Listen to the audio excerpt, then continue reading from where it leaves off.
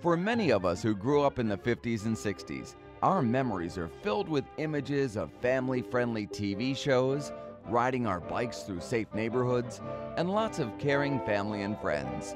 How a child experiences the world can shape their entire future. Today, those images are very different for kids growing up in New Haven. I know people who had gunshots or bullets go through their windows and everything. They have to duck for cover, and it's crazy. Actually, I think it was yesterday, someone just got shot like right down the street, like somewhere where I've actually walked before, and it's scary to say that, like somewhere where you know you've been, and to hear that someone just got shot in that area is ridiculous, scary. Like, you would go outside and there'd be like a lot of needles on the ground, like bags on the ground full of stuff. You don't know what it is. You just see people like deal out in the open. It's sometimes really scary, but I mean, after a while you learn to live with it, I guess. They called up to me and they were like, give me all your money. I was like, I don't have any money. They had a gun and everything, but a lot of kids pulled out guns on me before in New Haven. You know what I'm saying? Like, oh, we're gonna rob you. Sometimes they're BB guns, sometimes they're not even loaded. So I was like, he's not gonna shoot me. You know what I'm saying? He's a little kid. And he shot me. It's easy to see why some kids lose hope and turn to a life of drugs, violence, and destruction. It's easy for us to give up hope too. But if we want a better life for our kids and a brighter future for New Haven, we have to ask ourselves, can we help change things? Can we make a difference?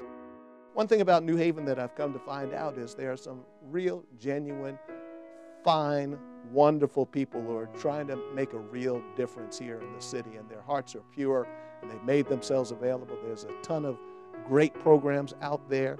You can take an empty room and put the right people in it and who simply care, and it's obvious that they care, and you will make a tremendous difference in that young person's life.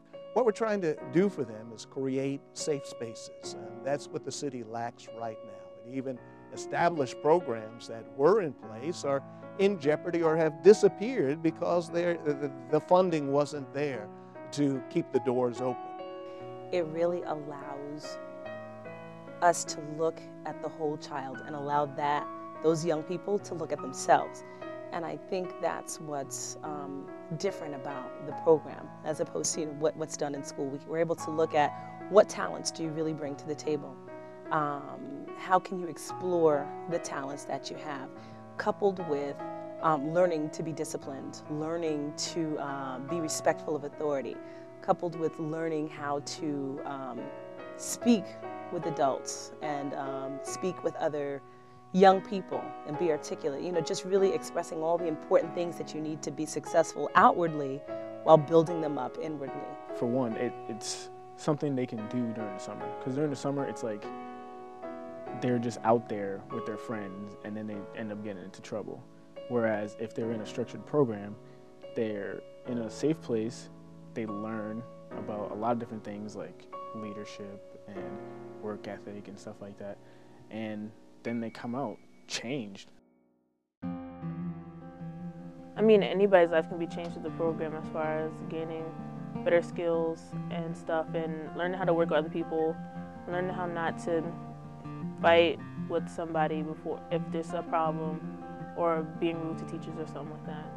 I got in a lot of trouble. I really didn't care about like a lot of stuff. Like I just did whatever came to mind. Then I go to the program, they showed me that I can like be better, I can better myself, and by bettering myself, I can better others in my community. It's basically teaching me like how to live a better life.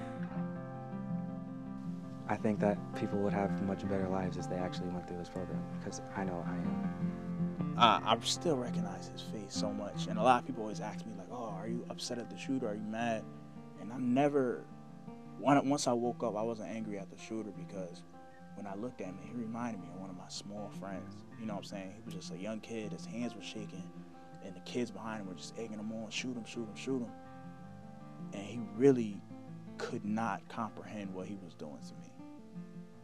You know, he couldn't comprehend that I was gonna be in the hospital for months. He couldn't comprehend my mother crying, what I was gonna go through. And it's only because the influences around him. So unless you have a place where someone is teaching you the things, you know, that you should be, unless you have someone telling you you can be this, you're supposed to be this, you're going to be what's around you, you know. And the people that kept me from being one of those kids were, you know, I went to youth service, you know what I'm saying, Pastor Todd and Jason, they really influenced me. You know, I could have been one of those kids easily. I'm not mad at that kid at all. I hope one day, you know what I'm saying, if this youth center thing does happen, you know what I'm saying, I really want to meet him, and I hope he could go there, because I know if he was in a place like that, you know what I'm saying, even just for that night, it would be so different. We could be friends now. You know what I'm saying? I could meet this kid.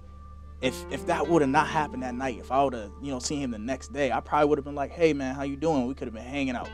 You know what I'm saying? You can change things by something simple like that. Something simple like that. Somebody reaching out to a kid and just saying, you know, oh, won't you come chill with me at church? Won't you come to this youth service? Come to this basketball game. And it could have changed everything. It could have changed everything. And I believe that with all my heart. I really do. And I'm going to dedicate the rest of my life, because God gave my life back to me. I'm going to dedicate the rest of my life to making sure that kids don't become like that. We can make a difference. A big difference. Just think back to when you were this age. There was someone who helped you. One person who mentored you, believed in you, and it helped make you the person you are today.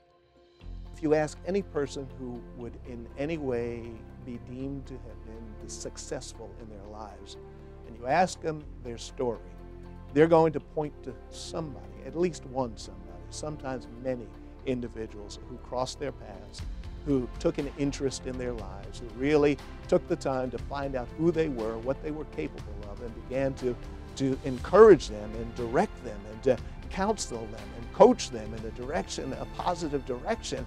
And most people will come to the point in the story or realize, if it hadn't been for so-and-so in my life, I wouldn't have made it to the point I'm at today.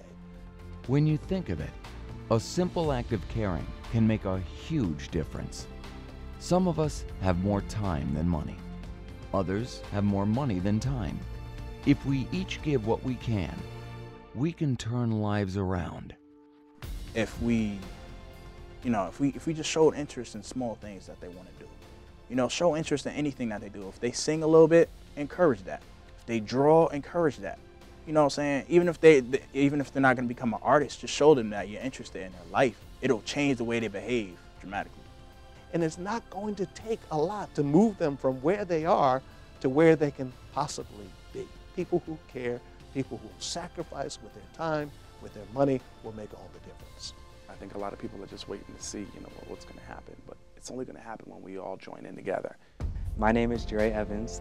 My name is Maya Wilson. My name is Daquan Morrison. My name is Glenn Evans. And I am a proud member of Youth Initiative. And I'm a proud member of the Youth Initiative. And I'm a proud member of Youth Initiative. My name is Janai Brown, and I'm proud to be in Youth Initiative. Day-to-day influence, because that's what changes all of us. The same way you would raise a tree. You got to look at people the same way. And that's the answer. It's just, you know, we got to be dedicated and diligent to working on our youth, because they are our future. They are our future apples. And if you want to have some good apple pie, you're going to take care of that plant.